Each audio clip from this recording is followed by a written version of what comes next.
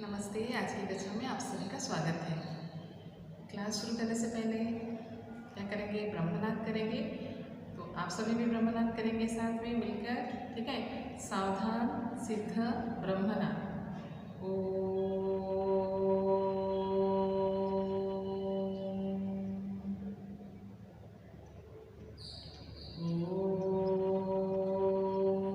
शांति शांति शांति।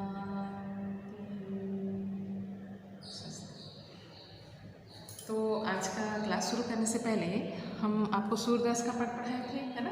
तो पिछले क्लास के कुछ प्रश्न पूछ लेते हैं, देखते हैं आप लोगों को कहाँ कहाँ तक याद है। अगर याद भी नहीं होगा तो शायद याद आ जाए, है ना? तो यशोदा श्याम को क्या चेतावनी देती है? माता यशोदा श्याम को क्या चेतावनी देती है? अच्छा सुनो, श्याम लिखते समय तुम लोग गलतियाँ करते हो। कैसे लिखते हो श्याम? ऐसे लिख देते हो, ठीक है? ये शाम है, संध्या, ठीक है? ये शाम अर्थात संध्या का पर्यायवाची है। श्याम कैसे लिखेंगे? श्याम लिखेंगे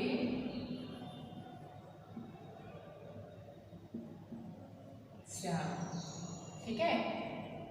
तो माता यशोदा श्याम को क्या चेतावनी देती है? माता यशोदा श्याम को चेतावनी देती है कि दूर कहीं जाकर मत खेलो, नहीं तो किसी की गाय मार देगी, ठीक है? उसके बाद दूसरा प्रश्न है, गोपी और ग्वाल कृष्ण को चलते देख क्या करते हैं? गोपी और ग्वाल कृष्ण को चलता हुआ देखकर बहुत प्रसन्न होते हैं और उसकी बलैया लेते हैं। अब पूछोगे बलैया का अर्थ क्या होता है? कि उसके ऊपर आने वाले सारे दुख कष्ट को अपने ऊपर ले लेना, बलैया। आया समझ में? तीसरा प्रश्न, कान्हा अपना प्रतिबिंब मणिखंभों में देखकर क्या करते हैं? कान्हा अपना प्रतिबिंब मणिखंभों में देखकर क्या करते हैं? क्या करते हैं मणिखंभों में देखकर? हम लोग क्लास कक्षा 10वीं में पढ़े थे, क्या पढ़े थे कि ये माखन खिलाते हैं। तो यहाँ पर लिखेंगे कि अपने सुंदर शरीर को देखते हैं, क्योंकि कविता में क्या आया है? कबहू को सुंदर बदन बिलोकती, बिलोकती का अर्थ होता है देखना, ठीक है? तो अपने सुंदर शरीर को देखते हैं। यशोदा मैया कान्हा को क्या सिखाती है? यशोदा मैया कान्हा को चलना सिखाती है, ठीक है? यशोदा मैया कान्हा को क्या सिखाती है? चलना सिखाती है। अरबराई का अर्थ क्या है? अरबराई अर्थात घबरा कर, है ना?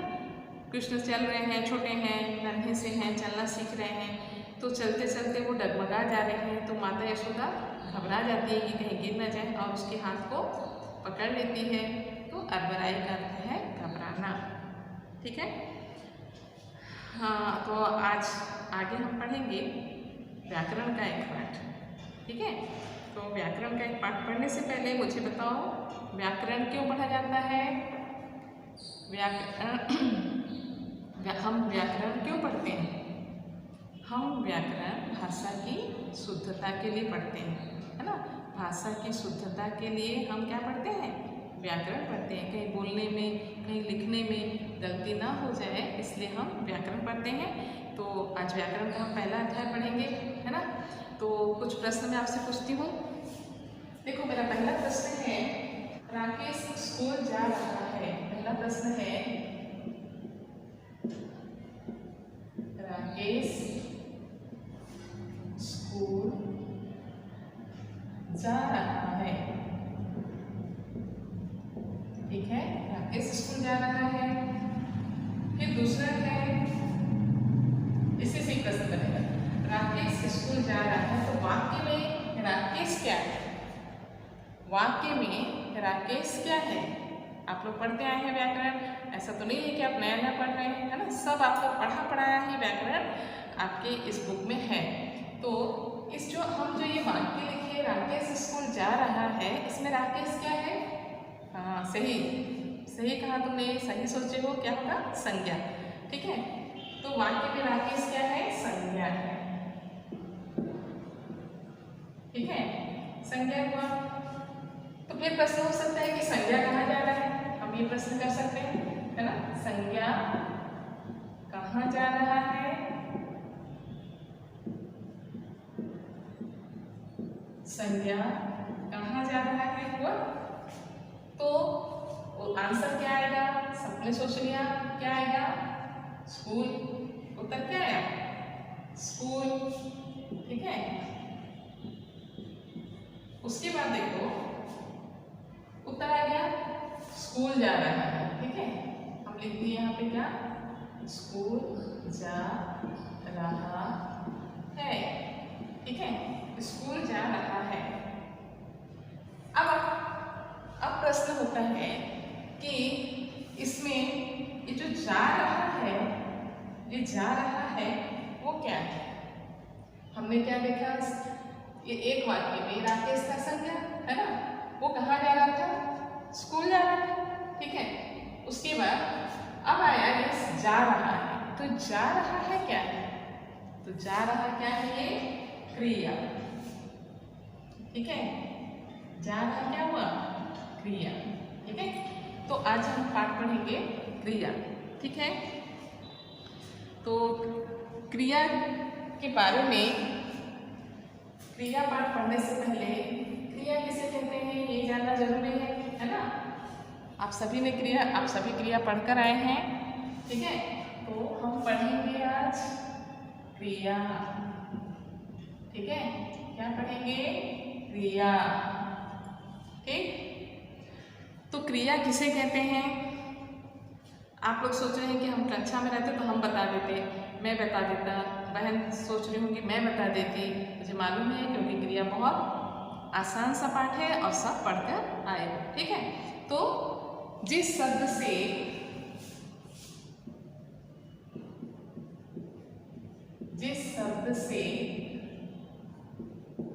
किसी कार्य के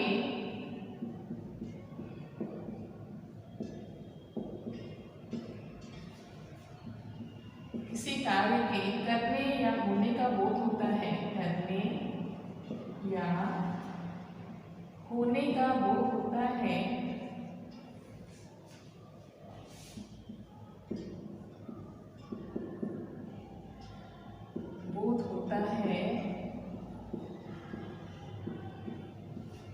उसे क्या कहेंगे, उसे क्रिया कहते हैं। क्या कहते हैं,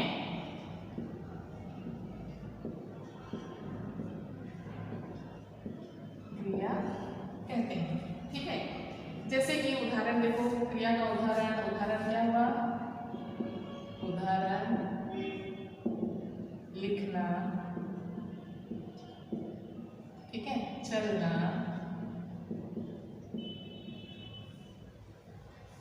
कहना, बोलना। कहना बोलना एक ही हो गया, और एक को ले लेते हैं पढ़ना। ठीक, ये क्रिया के उदाहरण हो गए। ठीक है, खाना, आना, जाना, ये सब भी क्या है, क्रिया है। तो अब देखो, लिखना, चलना, कहना, पढ़ना, है ना, ये सब हमने क्रिया देखा। इसको क्या कहेंगे, अभी ना अगर हम नहीं लगाएंगे, इसको क्या कहेंगे, लिख, चल, कह, ये सब क्या है, इन सबको हम क्या कहेंगे, धातु कहेंगे। ठीक है, इन सबको हम क्या कहेंगे, धातु कहेंगे। तो यहाँ पर हम क्या कहेंगे कि क्रिया के मूल रूप को धातु कहते हैं। धातु किसे कहते हैं, प्रश्न होगा धातु किसे कहते हैं, तो क्रिया के मूल रूप को धातु कहते हैं। क्रिया के मूल रूप को धातु कहते हैं।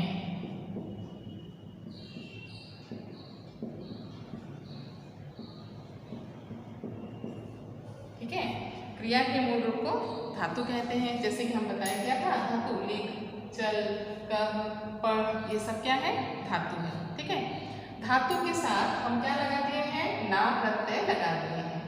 ना प्रत्यय लगाने से ये क्रिया बन गई। क्या बन गई, लिखना, चलना, कहना, पढ़ना, दौड़ना, हंसना, ये सब क्या है, क्रिया हो गई। हंस क्या है, धातु है, उसके साथ क्या लग गया, ना प्रत्यय लग गया, हंसना। ठीक है, खेल क्या है, खेल मूल धातु है। ठीक है, उसके साथ ना प्रत्यय लग गया, क्या हो गया, खेलना। ठीक, इतना समझ में आ गया। तो हम कह सकते हैं कि क्रियापद धातुओं से बनते हैं। क्रियापद किससे बनते हैं? धातुओं से बनते हैं।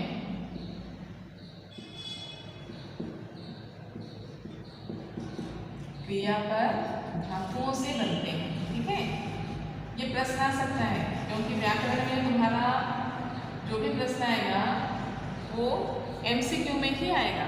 तो इसलिए एक एक लाइन आपको याद रखना है कि क्रिया के मूल रूप को क्या कहते हैं, क्रियापद किससे बनते हैं, तो क्रियापद धातुओं से बनते हैं। ठीक है, और किस किस से बन सकते हैं? संज्ञा से बनते हैं और विशेषण से भी बनते हैं, है ना। क्रियापद और किससे बन सकते हैं? संज्ञा से और विशेषण से।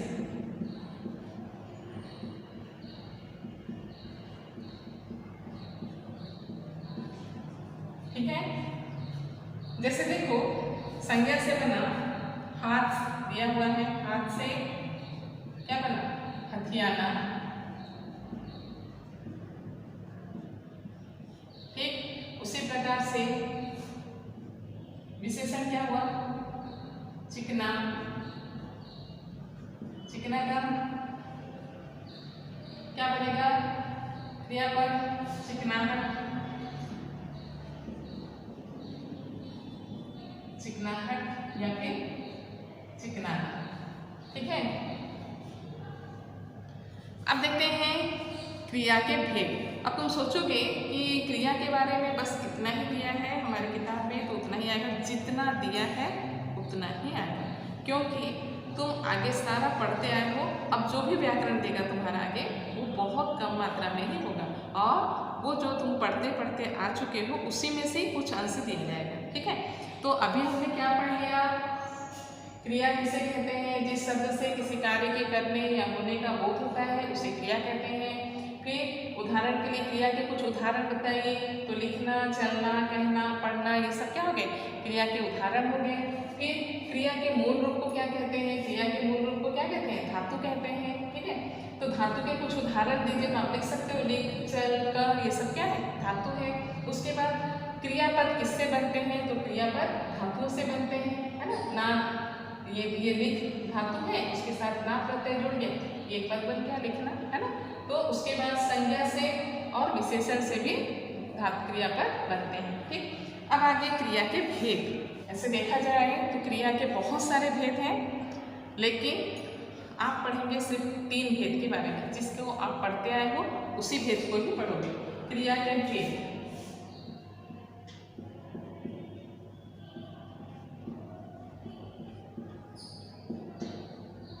क्रिया के भेद, ठीक है। क्रिया के भेद में पहला क्या है? रचना के आधार पर।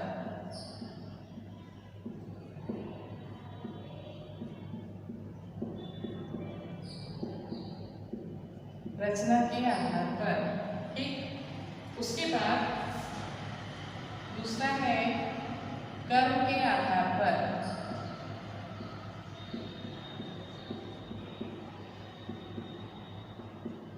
कर्म के आधार पर। फिर तीसरा है प्रेरणार्थक क्रिया। प्रेरणार्थक क्रिया, ठीक। तो क्रिया के कितने भेद हो गए? 3 भेद। क्या क्या? रचना के आधार पर, कर्म के आधार पर और प्रेरणार्थक क्रिया। अब देखते हैं रचना के आधार पर क्रिया। रचना के आधार पर क्रिया को 2 भागों में बांटा गया है। क्या क्या? मूल क्रिया और संयुक्त क्रिया।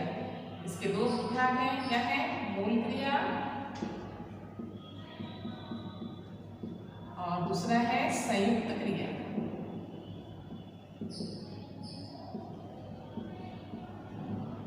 ठीक, मूल क्रिया और संयुक्त क्रिया। मूल क्रिया क्या है? पढ़ना, देखना, ये सब क्या है? मूल क्रिया है। ठीक है, इनमें से कुछ मूल क्रिया सहायक क्रिया के रूप में भी प्रयुक्त होते हैं।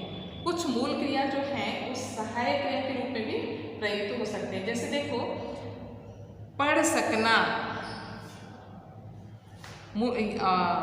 इनमें से कुछ मूल क्रिया भी सहायक क्रिया के रूप में प्रयुक्त होते हैं जो मूल क्रिया के बाद आते हैं। फिर से देखो, इनमें से मतलब मूल क्रिया तो हम देख लिए क्या, पढ़ना लिखना सब मूल क्रिया है, लेकिन इनमें से कुछ क्रिया भी सहायक क्रिया के रूप में प्रयुक्त होते हैं, अर्थात मूल क्रिया भी कुछ सहायक क्रिया के रूप में प्रयुक्त होते हैं, जैसे जो कि मूल क्रिया के बाद में आते हैं। ठीक है, क्या है वो, पढ़ सकना।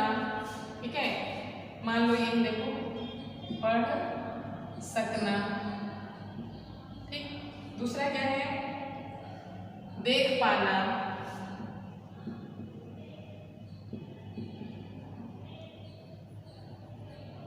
देख पाना। ठीक है, ये क्या है, ये मूल क्रिया है। ठीक है, उसके साथ में क्या आया है, ये सहायक क्रिया आया है। ठीक है, सहायक क्रिया है, लेकिन ये जो सहायक क्रिया जो है कभी कभी मूल क्रिया जो है इसका स्थान लेती है। देखो, सहायक क्रिया के रूप में ये प्रयुक्त होती है। सकना और पाना क्या है, मूल क्रिया ही है, लेकिन ये सहायक क्रिया के रूप में प्रयुक्त भी होती है। सकना, पाना, ठीक है, ये मूल क्रिया है लेकिन सहायक क्रिया के रूप में प्रयुक्त हुई है यहाँ पे, किसके बाद, मूल क्रिया के बाद। ठीक, उसके बाद देखो संयुक्त क्रिया। संयुक्त क्रिया क्या है, हाँ यहाँ पे संयुक्त क्रिया। ठीक है, संयुक्त क्रिया क्या है, मूल क्रिया के साथ सहायक क्रिया अथवा प्रेरणार्थक क्रिया, मूल क्रिया के साथ में आती है सहायक क्रिया या फिर संयुक्त प्रेरणार्थक क्रिया। मूल क्रिया की परिभाषा हम लिख देते हैं, सॉरी संयुक्त क्रिया की यहां लिख देंगे,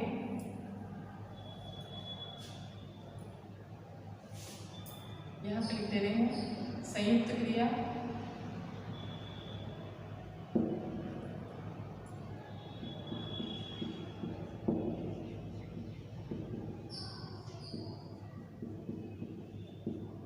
ठीक है, संयुक्त क्रिया इसकी परिभाषा लिख देते हैं, दो या दो से अधिक, क्या लिखोगे, दो या दो से अधिक, दो या दो से अधिक धातुओं के मेल से, धातुओं के मेल से, धातुओं के मेल से बनने वाली क्रिया को, दो या दो से अधिक धातुओं के मेल से बनने वाली क्रिया को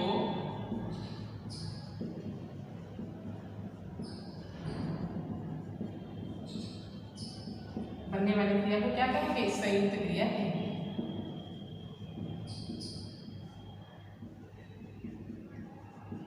संयुक्त क्रिया कहते हैं। इसका उदाहरण देखो, आपको समझ में आ जाएगा। ठीक है, दो या दो से अधिक धातुओं के मेल से बनने वाली क्रिया को संयुक्त क्रिया कहते हैं। इसका उदाहरण देखो, वर्षा थम चुकी है, उदाहरण देखो, वर्षा थम चुकी है। ठीक है, ये क्या है, संयुक्त क्रिया है। देखो, थम चुकी, ये दोनों जुड़ा हुआ है, दो धातु जुड़े हैं इसमें, इसलिए ये क्या हुई, संयुक्त क्रिया का उदाहरण हुआ। दूसरा देखो, शिशु रोने लगा, शिशु रोने लगा, शिशु रोने लगा, ये भी क्या हुआ, संयुक्त क्रिया, रोना और उसके साथ में ये सहायक क्रिया जुड़ी हुई है, इसलिए क्या हुआ, शिशु रोने लगा। तो दो धातु हैं, दो धातुओं को मेल से बनने वाली क्रिया है और इसलिए ये क्या हुई, संयुक्त क्रिया। ठीक है, संयुक्त क्रिया के और कुछ उदाहरण देखो, तुम्हारी किताब में भी दिए हैं। आज तेज हवा चल रही है, चल रही संयुक्त क्रिया। बारिश थम गई, ठीक है, थम गई, ये भी संयुक्त क्रिया। पक्षी घोंसलों में लौट चुके हैं, लौट और चुके, ये दोनों संयुक्त क्रिया। हमेशा सच बोलना चाहिए संयुक्त क्रिया। उसे रात भर पढ़ना पड़ा, ये भी संयुक्त क्रिया। दिया जल रहा है, जल और रहा ये दोनों धातु हैं, इसलिए भी संयुक्त क्रिया। गिर पड़ा, ये भी दोनों धातु हैं, इसलिए ये संयुक्त क्रिया।